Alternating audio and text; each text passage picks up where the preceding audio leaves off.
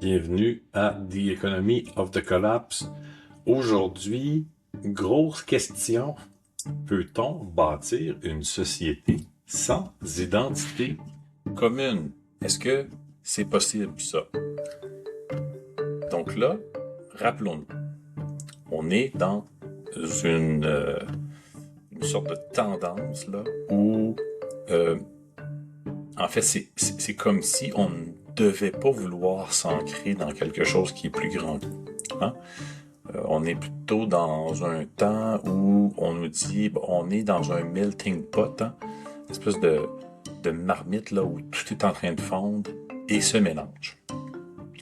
C'est un petit peu la théorie derrière là, le multiculturalisme et l'interculturalisme, là, où est-ce que tout le monde vient, puis bon, vont s'assimiler, etc. Alors que pourtant, à la base, lorsqu'on dit multi, c'est qu'il y a plusieurs identités. Hein.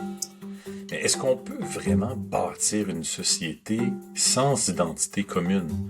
Pas juste là coexister là, comme dans le multiculturalisme ou l'interculturalisme, mais fonctionner durablement. Parce que cette question-là est au cœur de tout, hein, au cœur de l'économie, de la politique, de l'immigration, de la cohésion sociale, et pourtant, on ne se la pose presque jamais.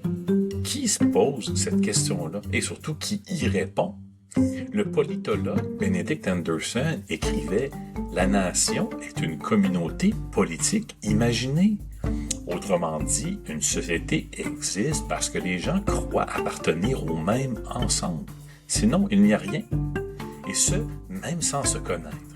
Et cette idée est fondamentale parce que une société ne repose pas seulement sur des lois. Elle repose sur une perception partagée. Et lorsque ça se désagrège, on commence à avoir des problèmes sociaux. Le sociologue Max Weber observait « L'ascèse protestante a contribué à former un ethos rationnel de la conduite, de la vie. » Ce qu'il montre dans le livre incroyablement fameux de l'éthique du protestantisme, c'est que certaines valeurs produisent certains comportements, comme par exemple la discipline, l'épargne, une vision à long terme qui nous dépasse nous-mêmes. Et donc, ultimement, ça se transforme en performance économique, même si à la base, c'est un système de valeurs.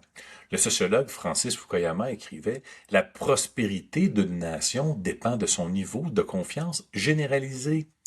La confiance n'est pas du tout accessoire. C'est une infrastructure invisible qui est nécessaire pour qu'une société soit économiquement performante. » Donc déjà, là, 3 idées pour ce court épisode à explorer. Premièrement, une société repose sur une identité partagée. Cette identité influence les comportements et ces comportements ensuite influencent l'économie. Une société ne fonctionne pas seulement avec des lois, des incitatifs, des institutions. Elle fonctionne avec de la confiance. Et la confiance dépend de normes partagées, d'attentes communes et de valeurs communes. Dans les sociétés à haute confiance, on a moins de coûts de transaction, on a moins de surveillance nécessaire, on a beaucoup plus de coopération et ainsi on a plus de croissance. Dans les sociétés à faible confiance, on se retrouve avec énormément de bureaucratie, beaucoup de conflits ainsi que des conflits judiciarisés et moins d'efficacité. L'identité est une infrastructure économique, dis-je bien. Et pourtant, les modèles dominants ignorent largement cela. L'économie classique et non classique reposent sur une idée, hein? L'humain est rationnel.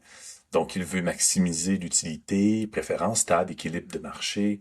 Mais la réalité est différente. L'économie comportementale montre que les humains sont biaisés. Les décisions sont émotionnelles et le contexte social influence les choix. Donc, le modèle de base est incomplet. Et ce problème dépasse largement l'économie.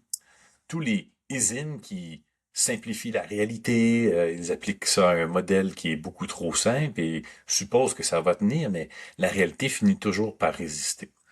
Prenons le mondialisme par exemple. Ça commence comme une théorie économique, ça devient un modèle de société avec des hypothèses bidons comme la mobilité est toujours positive, l'intégration est automatique et l'identité c'est secondaire, ce n'est pas très important.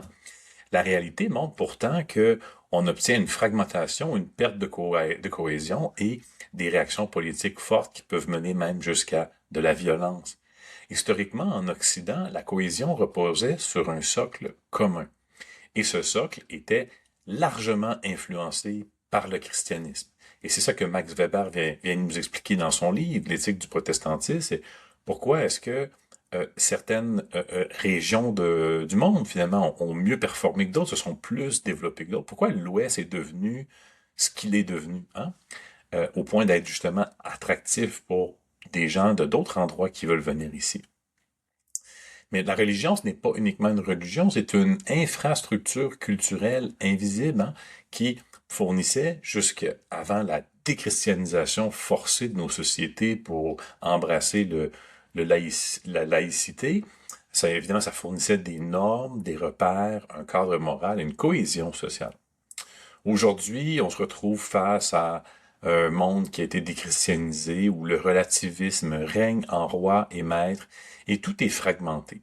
Et ainsi, la société a perdu, et est en train d'ailleurs de perdre encore davantage, ce qui reste de son langage commun. Quand les valeurs ne sont plus partagées, alors les normes deviennent floues, les attentes divergent, la confiance diminue, et la performance économique suit. Dans ce contexte, l'intégration devient de plus en plus difficile.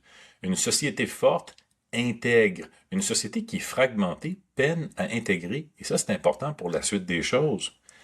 Et voici le point fondamental ici. L'humain cherche toujours du sens. Si la société n'en fournit pas, la laïcité n'en fournit définitivement pas, l'économie non plus, jusqu'à un certain point, alors où est l'identité? Où est la direction? Où est la structure? Les individus vont le chercher ailleurs. Le vrai risque, là, n'est pas dans une sorte de diversité de couleurs en soi. Le vrai risque, là, c'est le vide. Une société qui abandonne son propre cadre de valeurs qui l'a rendu attractif, mais sans le remplacer, devient instable. Et là, ça revient toujours à l'économie. Sans confiance, les coûts augmentent, l'efficacité baisse, la croissance ralentit. Et cette société-là qui est fragmentée devient moins compétitive. Alors, peut-on bâtir une société sans identité commune? À court terme, oui, c'est ce qu'on fait. En surface, oui, c'est ce qu'on fait. Mais à long terme, pas de manière stable. Parce qu'une société ne fonctionne pas seulement avec des politiques. Elle fonctionne avec ce que les gens croient partager. Et s'ils ne croient plus partager quoi que ce soit, alors de nouvelles personnes qui arrivent ici avec un système de valeurs qui est plus cohérent et plus attractif vont pouvoir s'installer dans cet imaginaire-là de façon durable. Et évidemment, si le christianisme n'est plus la colonne vertébrale de nos sociétés, un autre système de valeurs cohérent pourra le remplacer, et à travers le changement démographique et l'immigration, l'islam risque probablement d'être ce système-là qui viendra se mettre en place, et les gens commencent à en voir un petit peu les effets.